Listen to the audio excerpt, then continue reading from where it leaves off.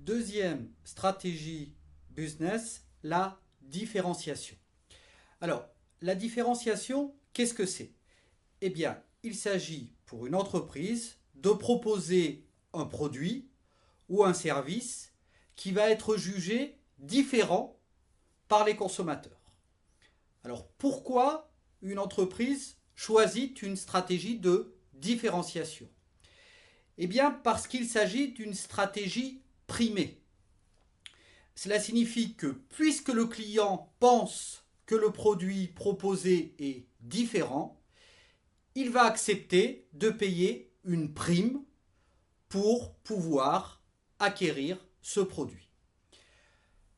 Évidemment, il existe de multiples sources de différenciation.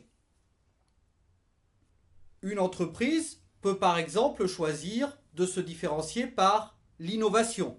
C'est le cas d'Apple. Elle peut choisir également de se différencier par le design, la couleur. C'est le cas de l'entreprise espagnole de vêtements Desigual. Elle peut également se différencier par la qualité. C'est le cas des produits d'électroménager Miele qui ont une qualité supérieure aux autres produits proposés sur le marché. Quelles sont les conditions de réussite d'une stratégie de différenciation? Eh bien d'abord, cela dépend du type de marché, car tous les marchés ne permettent pas une différenciation. Prenons par exemple le marché de l'essence.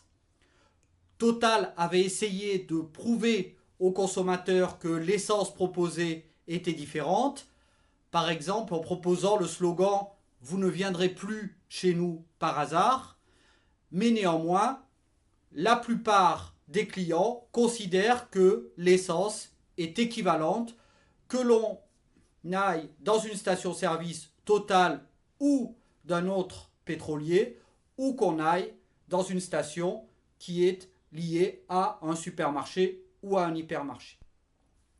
En revanche, d'autres marchés comme celui de l'horlogerie, les montres, sont des marchés qui sont très ouverts à la différenciation, puisqu'on se rend compte que, à partir d'une même base, d'un même produit, la montre qui donne l'heure, il est possible de se différencier de façon très importante et de proposer des produits qui sont réellement différents en termes de design, de prix, de qualité ou de fonctionnalité. Deuxième condition de réussite d'une stratégie de différenciation, il faut que la différenciation proposée soit réelle et sérieuse.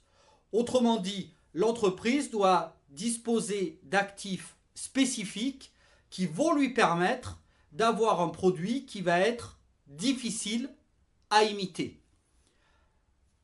Qu'appelle-t-on des actifs spécifiques?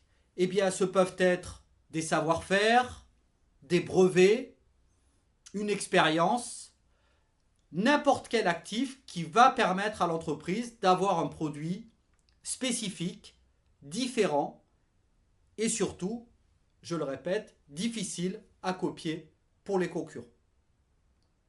Quels sont les risques de cette stratégie de différenciation?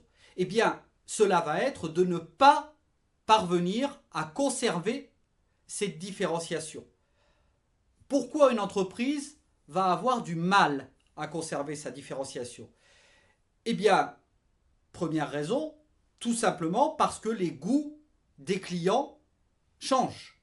C'est la problématique générale de la mode. Deuxième raison, deuxième risque, l'action des concurrents qui vont imiter, proposer des produits comparables ou au contraire, proposer de nouvelles différenciations qui vont mieux correspondre au goût des clients et qui vont donc rendre en quelque sorte l'entreprise démodée.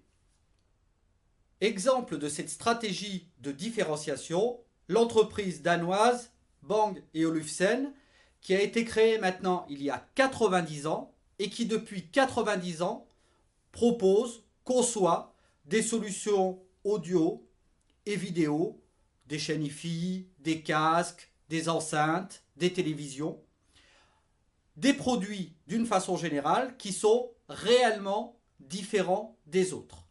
Ils proposent des fonctions différentes, ils ont un design très recherché et ils ont également une qualité très supérieure. Et ces caractéristiques permettent à cette entreprise de proposer des produits beaucoup plus chers que ceux proposés par la concurrence.